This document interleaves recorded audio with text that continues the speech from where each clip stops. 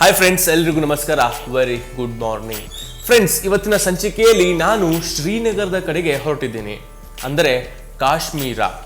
S, ಕಾಶ್ಮೀರದ ಶ್ರೀನಗರದಲ್ಲಿ ಇರುವಂತಹ ಮನೆಗಳು, ಆ ಮನೆ ನಿರ್ಮಾಣದ ಟೆಕ್ನಿಕ್ ಬಗ್ಗೆ ನಾನು ನಿಮಗೆ ಹೇಳೋಕೆ ಹೊರಟಿದ್ದೀನಿ. ಮೊದಲನೇದಾಗಿ, ಮನೆ ಕಟ್ಟಬೇಕು ಅನ್ನುವಂತಹ ಆಸೆ ಪ್ರತಿಯೊಬ್ಬರಿಗೂ ಇರುತ್ತೆ. ನಾವು ಕಟ್ಟುವಂತಹ ಮನೆ ನೋಡಲು ಸುಂದರವಾಗಿರೋದಷ್ಟೇ ಅಲ್ಲದೆ ತುಂಬಾ ಬಲಿಷ್ಠವಾಗಿ ಇರಬೇಕು ಅನ್ನುವಂತಹದ್ದು ಕೂಡ ಒಂದು ಮುಖ್ಯವಾದ ಅಂಶವಾಗಿರುತ್ತೆ. ಆದರೆ ಇಂದು ನಾವು ನಿರ್ಮಾಣ ಮಾಡುತ್ತಿರುವಂತಹ ಮನೆಗಳ ತಾಳಿಕೆ ಎಷ್ಟು ವರ್ಷ ಬರುತ್ತೆ ನೀವೇ ಹೇಳಿ? 50ರಿಂದ 60 ವರ್ಷಕ್ಕೆ ನಿಮ್ಮ ಕನಸಿನ ಮನೆ ಬಿದ್ದು ಹೋಗುತ್ತೆ. ಆದರೆ ಶ್ರೀನಗರದಲ್ಲಿ 200 ವರ್ಷಗಳ ಮುಂಚೆ ಕಟ್ಟಿರುವಂತಹ ಮನೆಗಳು ಕೂಡ ಇಂದಿಗೂ ತುಂಬಾ ಬಲಿಷ್ಠವಾಗಿ ಗಟ್ಟಿಯಾಗಿ ನಿಂತಿವೆ. ಅಷ್ಟೇ ಯಾಕೆ, ನಮ್ಮಲ್ಲೇ ನೋಡಿ, ಹಿಂದೆ ಪುರಾತನವಾಗಿರುವಂತಹ ಕಟ್ಟಡಗಳನ್ನ ನೋಡಿ ತುಂಬಾ ಗಟ್ಟಿಮುಟ್ಟಾಗಿದೆ. ಬಟ್ ಇವಾಗ ನಾವು ನಿರ್ಮಿಸುವಂತಹ ಕಟ್ಟಡಗಳು ತುಂಬಾ ಬೇಗನೆ ಬಿದ್ದು ಹೋಗುತ್ತೆ. ಬಿಕಾಸ್ ನಾವು ಬಳಕೆ ಮಾಡುವಂತಹ ಕಾಂಕ್ರೀಟ್ ಆಗಿರ್ಬೋದು, ಮತ್ತೊಂದೇ ಆಗಿರ್ಬೋದು, ಎಲ್ಲ ಕಲಬೆರಕೆಯದ್ದಾಗಿದೆ, ಡೂಪ್ಲಿಕೇಟ್ ಆಗಿ ಸಿಗ್ತಾ ಇದೆ. ಈ ಕಾರಣಕ್ಕೆ ಶ್ರೀನಗರದಲ್ಲಿ ಮನೆ ನಿರ್ಮಾಣಕ್ಕೆ ಕಟ್ಟಿಗೆಯನ್ನ ಬಳಸ್ತಾರೆ. ಒಂದು ವಿಭಿನ್ನವಾಗಿರುವಂತಹ ಟೆಕ್ನಾಲಜಿಯನ್ನ ಅವರು ಬಳಸ್ತಾರೆ. ಆ ಕಾರಣದಿಂದ ಆ ಮನೆಗಳು ತುಂಬಾ ಗಟ್ಟಿಯಾಗಿರುತ್ತೆ. ಇನ್ನೊಂದು ಮುಖ್ಯವಾದ ಅಂಶ ಏನಪ್ಪಾ ಅಂದ್ರೆ, ಅಲ್ಲಿ ಹೆಚ್ಚು ಭೂಕಂಪನವಾಗುವಂತಹ ಪ್ರದೇಶ. ಅದು ಭೂಕಂಪನವಾದರೂ ಕೂಡ ಆ ಮನೆಗಳು ಬೀಳಲ್ಲ. ಭೂಕಂಪನವಾದರೆ ಭೂಮಿಯ ಜೊತೆಗೆ ಮನೆಗಳು ಕೂಡ ಅಲ್ಲಾಡುತ್ತೆ. ತುಂಬಾ ವಿಶೇಷವಾಗಿರುವಂತಹ ಕನ್ಸ್ಟ್ರಕ್ಷನ್ ಟೆಕ್ನಿಕ್ಸ್ ಬಳಸಿ ಅಲ್ಲಿ ಮನೆಗಳನ್ನು ನಿರ್ಮಾಣ ಮಾಡಲಾಗುತ್ತೆ. ಇವತ್ತಿನ ಸಂಚಿಕೆಯಲ್ಲಿ ಅದರ ಬಗ್ಗೆ ಸಂಪೂರ್ಣ ಮಾಹಿತಿ ನೋಡೋಣ, ಬನ್ನಿ. ಒಂದ್ ಕಾಲದಲ್ಲಿ ಶ್ರೀನಗರ ಈ ತರಹದ 7 ಬ್ರಿಡ್ಜ್ಗಳನ್ನ ಹೊಂದಿತ್ತು. ಇದ್ರಲ್ಲೇನಂತಹದ್ದು ವಿಶೇಷತೆ ಅಂತ ನೀವು ಕೇಳಬಹುದು. ವಿಶೇಷ ಏನಂದ್ರೆ, ಅವೆಲ್ಲ ಸಂಪೂರ್ಣ ಕಟ್ಟಿಗೆಯಿಂದ ನಿರ್ಮಾಣ ಮಾಡಿದ ಸೇತುವೆಗಳಾಗಿದ್ವು. ಆ ಕಟ್ಟಿಗೆಗಳೇ ಒಂದು ದಿನ ಕಾಶ್ಮೀರಿ ಆರ್ಕಿಟೆಕ್ಚರ್ನ ಗುರುತಾಗಿ ಬಿಡುತ್ತೆ. ಐಷಾರಾಮಿ ಮನೆಗಳೇ ಆಗಿರಲಿ ಅಥವಾ ಬೃಹತ್ ಆಗಿರೋ ಮಸೀದಿಗಳೇ ಆಗಲಿ, ಇಲ್ಲಿನ ಕಟ್ಟಡಗಳು ಪುರಾತನ ತಂತ್ರಜ್ಞಾನದ ಆಧಾರದ ಮೇಲೆ ನಿಂತಿವೆ. ಅಂತಹದ್ದೇ ಒಂದು ಟೆಕ್ನಿಕ್ನ ಹೆಸರೇ ತಾಕ್. ಎಸ್, ಆ ಮನೆಗಳಲ್ಲಿ ಸಂಪೂರ್ಣವಾಗಿ ಕಿಟಕಿಗಳ ತರ ನಮಗೆ ಕಾಣಿಸುತ್ತೆ. ಆ ಕಿಟಕಿಗಳ ಮಧ್ಯೆ ಇರುವಂತಹ ಸ್ಪೇಸೇ ತಾಕ್. ಆ ತಾಕ್ ಟೆಕ್ನಿಕ್ ನಲ್ಲಿ ನಿರ್ಮಾಣ ಮಾಡುವಂತಹ ಮನೆಗಳಲ್ಲಿ ಮುಖ್ಯವಾಗಿ ಆ ಮನೆಯ ಹೆಚ್ಚು ಭಾರ ಯಾವ ಪ್ರದೇಶದಲ್ಲಿ ಮತ್ತೆ ಯಾವ ಗೋಡೆಯಲ್ಲಿ ಬೀಳ್ತಾ ಇದೆನೋ ಆ ಎಲ್ಲಾ ಗೋಡೆಗಳಲ್ಲಿ, ಆ ಎಲ್ಲಾ ಪ್ರದೇಶದ ಹತ್ತಿರ, ಅಂದ್ರೆ ಅದರ ಕೆಳಗಡೆ ಆಗಿರ್ಬೋದು, ಅದರ ಜೊತೆಯಲ್ಲಿ ಆಗಿರ್ಬೋದು, ಅವರು ಕಟ್ಟಿಗೆಗಳನ್ನ ಬಳಸಿ ಅದರ ಮೇಲೆ ಪ್ಲಾಸ್ಟರ್ ಮಾಡ್ತಾರೆ. ಈ ಕಾರಣದಿಂದ ಭೂಕಂಪವಾದಾಗ ಏನಾಗುತ್ತೆ, ಸಂಪೂರ್ಣ ಕಟ್ಟಿಗೆಯ ತೊಟ್ಟಿಲಿನಂತೆ ಇರುವಂತಹ ಆ ಮನೆ ಭೂಮಿಯ ಜೊತೆಗೆ ಅಲ್ಲಾಡುತ್ತೆ. ಉದಾಹರಣೆ ಕೊಡೋದಾದ್ರೆ, ಭೂಕಂಪನವಾದಾಗ ತುಂಬಾ ವಿಶಾಲವಾದಂತಹ ದೊಡ್ಡ ಮರಗಳು ಭೂಮಿಗೆ ಉರುಳಲ್ಲ. ಯಾಕಂದ್ರೆ ಅದರ ಬೇರುಗಳು ಎಲ್ಲಾ ಕಡೆ ಹರಡಿರುತ್ತೆ, ಭೂಮಿ ಜೊತೆ ಅದು ಕೂಡ ಅಲ್ಲಾಡುತ್ತೆ. ಬಟ್ ಭೂಕಂಪನ ನಿಂತ ಮೇಲೆ ಅದು ಕೂಡ ಅಷ್ಟೇ ಸ್ಟಿಲ್ ಆಗಿ ನಿಂತ್ಕೊಂಡ್ಬಿಡುತ್ತೆ. ಅದೇ ಟೆಕ್ನಿಕ್ ಇದು. ಇದ್ರ ಬಗ್ಗೆ ಮತ್ತಷ್ಟು ಮಾಹಿತಿ ನೋಡೋಣ, ಬನ್ನಿ. ಈ ತರಹದ ಕನ್ಸ್ಟ್ರಕ್ಷನ್ಗಳಲ್ಲಿ ಇಟ್ಟಿಗೆಯಿಂದ ನಿರ್ಮಿಸಲಾದ ಪ್ರತಿಯೊಂದು ಕಂಬಗಳ ಮಧ್ಯೆ ಕಿಟಕಿಗಳನ್ನ ನಿರ್ಮಿಸಲಾಗುತ್ತೆ ಮತ್ತು ಈ ಕಿಟಕಿಗಳ ಮಧ್ಯೆ ಇರೋ ಖಾಲಿ ಜಾಗವನ್ನೇ ತಾಕ್ ಎಂದು ಕರೆಯಲಾಗುತ್ತೆ. ಈ ತರಹದ ಕನ್ಸ್ಟ್ರಕ್ಷನ್ಗಳಲ್ಲಿ ನೆಲದ ಮೇಲೆ ಮತ್ತು ಕಟ್ಟಡದ ಭಾರ ಹೆಚ್ಚಿರೋ ಗೋಡೆಗಳ ಮಧ್ಯೆ ಕಟ್ಟಿಗೆಯ ಲೇಯರ್ ಒಂದನ್ನ ನಿರ್ಮಿಸಲಾಗುತ್ತೆ.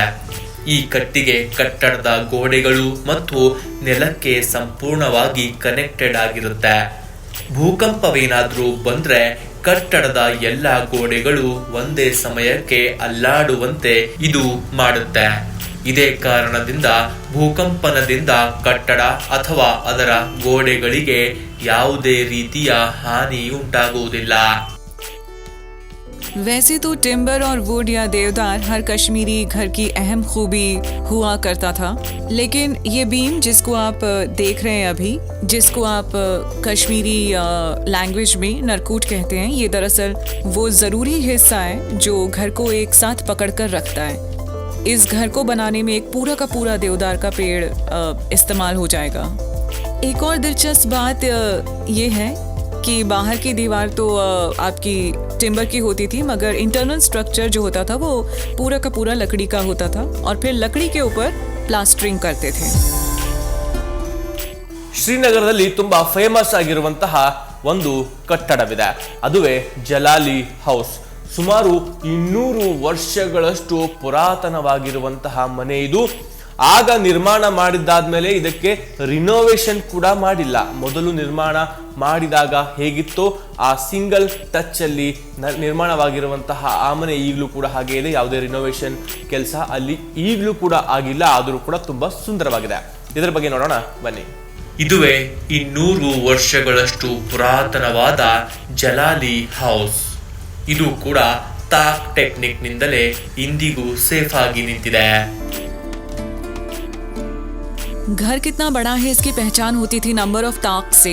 इस मामले में ये एक 12 ताक का घर है, जिसका मतलब है कि ये घर काफ़ी बड़ा है. इसके 12 दरवाजे हैं और ये परिवार के सोशल स्टैंडिंग और साइज की पहचान भी है. जलाली हाउस 200 सालों से सही सलामत खड़ा है. जब अर्थक्वेक आता है तो ये वाले जो कंस्ट्रक्शंस होते हैं ना, ये भूकंप के झटकों के साथ हिलते हैं. जैसे कोई लंबा पेड़ भूकंप के झटकों के साथ हिलता है और जब झटके रुकते हैं तो वो वापस अपनी जगह पर आ जाएगा, उसी तरह से ये मकान एक्ट करते हैं. ये बहुत फ्लेक्सिबल हैं. 2005 में कश्मीर में जो जलजला आया था उसमें करीब 80,000 लोग मारे गए थे. बहुत बड़ा हादसा था. जो मकान गिरे वो सारे स्टील और कंक्रीट के थे. लेकिन यहाँ भी वो जलजले आए और आज तक आप देखेंगे यहाँ एक भी दरार नहीं मिलेगी. ये जो काम दिख रहा है ना यहाँ पे, नक्काशी इसको आप कहेंगे, ये करीब 200 साल पुराना है. तब से जब ये घर बना था. ये बनाया ही था पुराने कारीगरों ने. इसके ऊपर कोई रेस्टोरेशन का काम नहीं हुआ है, कोई टचिंग नहीं हुई है, कोई रीटचिंग नहीं हुई है. ಹಾಗಾದ್ರೆ ತಾಕ್ ಅನ್ನೋ ಟೆಕ್ನಿಕ್ ಬಳಸಿ ಮನೆ ನಿರ್ಮಿಸಿದ್ರೆ ತುಂಬಾ ಗಟ್ಟಿಯಾಗಿರುತ್ತೆ ಅಂತ ನೀವು ಅನ್ಕೊಳಕ್ ಹೋಗ್ಬೇಡಿ. ಅಲ್ಲಿ ಇದೊಂದೇ ಅಲ್ಲದೆ ಇನ್ನು ಬೇರೆ ಬೇರೆ ಟೆಕ್ನಿಕ್ಗಳನ್ನ ಕೂಡ ಬಳಸಿ ಮನೆಗಳನ್ನ ನಿರ್ಮಾಣ ಮಾಡ್ತಾರೆ. ಅವು ಕೂಡ ತುಂಬಾ ಗಟ್ಟಿಮುಟ್ಟಾಗಿರುತ್ತೆ, ತುಂಬಾ ಸೇಫ್ ಆಗಿರುತ್ತೆ. ಅವುಗಳ ಬಗ್ಗೆ ನೋಡೋಣ ಬನ್ನಿ. ಆದ್ರೆ ತಾಕ್ ಒಂದೇ ಅಲ್ಲದೆ ಇನ್ನೊಂದು ಟೆಕ್ನಿಕ್ ಕೂಡ ಇಲ್ಲಿ ಬಳಸಲಾಗುತ್ತೆ. ಅದುವೇ ಧಜ್ಜಿ ದಿವಾರಿ, ಅಂದ್ರೆ ಇಂಟರ್ ಕನೆಕ್ಟೆಡ್ ವಾಲ್ಸ್. ಇನ್ನಷ್ಟು ದೊಡ್ಡ ದೊಡ್ಡ ಕಟ್ಟಡಗಳನ್ನ ಕೀಟರ್ ಕ್ರಿಬೇಜ್ ಟೆಕ್ನಿಕ್ ಅನ್ನ ಬಳಸಿ ನಿರ್ಮಿಸಲಾಗಿದೆ. ಈ 3 ಆರ್ಕಿಟೆಕ್ಚರಲ್ ಸ್ಟೈಲ್ಗಳಲ್ಲಿ ಒಂದು ಕಾಮನ್ ಇದೆ, ಅದುವೇ ಟಿಂಬರ್ ಲೀಸಿಂಗ್ ಟೆಕ್ನಿಕ್. ಉದಾಹರಣೆಗೆ ಇದನ್ನೇ ನೋಡಿ. ಖಾನ್ಕಾಯೆ ಮೌಲಾ ಶ್ರೀನಗರದ ಒಂದು ಪವಿತ್ರ ಸ್ಥಳ. ಅಕ್ಬರನ ಕಾಲದಿಂದಲೂ ಇದೊಂದು ಪ್ರಸಿದ್ಧ ಸ್ಥಳವಾಗಿದೆ. तो अगर आप कश्मीरी मॉस्क्स या खानका की बात करेंगे तो आपको दिखेंगी एकदम पगोड़ा की तरह डबल टियर ट्रिपल टियर छतें, जिनकी चोटियां काफ़ी ऊंची हैं. ये भी भूकंप के झटके को सह सकता है. तो बिल्डिंग झूमेगी लेकिन गिरेगी नहीं, क्योंकि वही टिम्बर लेसिंग और टिम्बर टाइम ने बिल्डिंग को पकड़ के रखा है और मेसनरी को पकड़ के रखा है. ಹಲವು ವರ್ಷಗಳಿಂದ ಗಟ್ಟಿ ಮುಟ್ಟಾಗಿ ನಿಂತಿರೋ ಈ ಕಟ್ಟಡಗಳು ಭಾರತೀಯ ಕುಶಲಕರ್ಮಿಗಳ ಜೀವಂತ ಉದಾಹರಣೆಗಳಾಗಿವೆ. ನೀವೇನಾದ್ರೂ ಕಾಶ್ಮೀರಕ್ಕೆ ಭೇಟಿ ಕೊಟ್ರೆ ಇಲ್ಲಿನ ಪ್ರಕೃತಿ ಸೌಂದರ್ಯದ ಜೊತೆಗೆ ಈ ಕಟ್ಟಡಗಳನ್ನ ಸಹ ನೋಡೋದನ್ನ ಮರಿಬೇಡಿ. ಏಕೆಂದ್ರೆ ಇಂತಹದ್ದೆಲ್ಲ ನಮ್ಮ ಭಾರತದಲ್ಲಿ ಮಾತ್ರ ನೋಡ ಸಿಗುತ್ತೆ. ನೋಡಿದ್ರಲ್ಲ ಫ್ರೆಂಡ್ಸ್, ಇವತ್ತಿನ ಸಂಚಿಕೆ ನಿಮ್ಮೆಲ್ಲರಿಗೂ ತುಂಬಾ ಇಷ್ಟ ಆಯ್ತು ಅಂತ ಅನ್ಕೋತೀನಿ. ಸೊ ನೀವು ಕೂಡ ತಾಕ್ ಟೆಕ್ನಿಕ್ ಅನ್ನ ಬಳಸಿ ಮನೆ ನಿರ್ಮಾಣ ಮಾಡ್ತೀನಿ ಅಂತ ಏನಾದರೂ ನಮ್ಮ ಕಡೆ ಅನ್ಕೊಂಡ್ರೆ ಆ ಕಟ್ಟಿಗೆಗಳು ನಮ್ಮ ಹತ್ರ ಸಿಗುತ್ತೋ ಇಲ್ವೋ ನಮಗೆ ಗೊತ್ತಿಲ್ಲ. ಆ ಕಟ್ಟಿಗೆಗಳು ಸಿಕ್ಕರು ಅದನ್ನ ಕಡ್ದು ತಗೊಂಡು ಬರೋದು ಒಂದು ದೊಡ್ಡ ಅಪರಾಧವೇ ಸರಿ. ಫಾರೆಸ್ಟ್ನವ್ರು ಬಂದು ನಿಮ್ಮನ್ನ ಹಿಡ್ಕೊಂಡು ಹೋಗ್ಬಿಡ್ತಾರೆ, ಕಟ್ಟಿಗೆ ಏನಾದರೂ ನೀವು ಕಟ್ ಮಾಡ್ಕೊಂಡ್ ಬಂದ್ರೆ.